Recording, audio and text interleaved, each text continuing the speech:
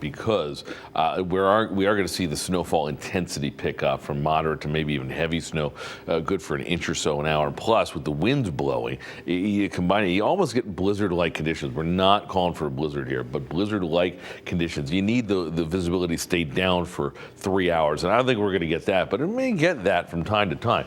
It is certainly gray, the snow coming down here in Hartford, but much lighter up here compared to, say, on the shoreline, which we'll see the moderate snow first. 21 degrees right now with the wind out of the north at 14 miles an hour. Rest of the board, 20 to 30 is your spread. Starting to get a little warmer in Groton. We've been teasing you with the lesser snow amounts for the shoreline, New London County, as those temperatures, at least the surface temperatures, start to get closer to 32. But the winds are up along the shoreline, 17 to 23 miles an hour, and the wind gusts 32, 32, 26, 23. Impressive enough. And so the visibility, you put it all together, you get a mile, 3/4 of a mile now in the Naugatuck Valley, so it's starting to come down. Keep an eye on this over the next couple of hours.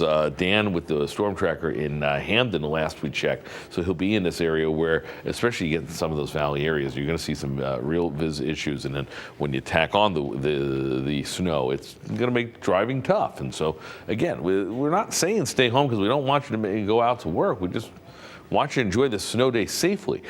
Steady snow across Norwich now will take you up to 395 corridor. You see the deeper shades here from Norwich to Basra, Franklin, Sprague, into Baltic, Salem, Montville. There is not a lot of snow in terms of heavy snow just yet, but it's starting to get real close to lower Fairfield County. If you see right there, we're watching some pockets of some strong snow moving out of Great Neck, Massapequa, over up into New Rochelle, Port Chester, and then Greenwich, New Canaan, Coscob, Darien. That will continue. So not that this is a day that you should be driving into the city. We certainly don't recommend that. I don't know what we'll get the latest from Maggie in terms of what the rails are doing. But just that's, you're going to run into that if you are headed down southward. A lot of snow still to deal with because the heart of this storm is still back over parts of Ohio and still continuing to draw up all this moisture. You do see it changing over into rain well, he tried to say, south of Long Island. So it's going to be a few hours before we do see that changeover, but more moderate snow starts to move northward into the afternoon period. And so Erica and Tim were asking, when are we going to get more likely whiteout conditions? It will be during this point with the higher winds and the higher snowfall rates. It breaks up into the overnight period, and hopefully that gives the crews a couple hours to clean some of this up. Although you see with the warmer temperatures, numbers aren't going to move much overnight. We'll still get some precip coming through, and if any of this freezes on contact, that could be troublesome. But into tomorrow, a couple more scattered snow showers, not nearly as intense as what we'll be dealing with for today. Temperatures getting into the mid-30s, right where they should be, believe it or not.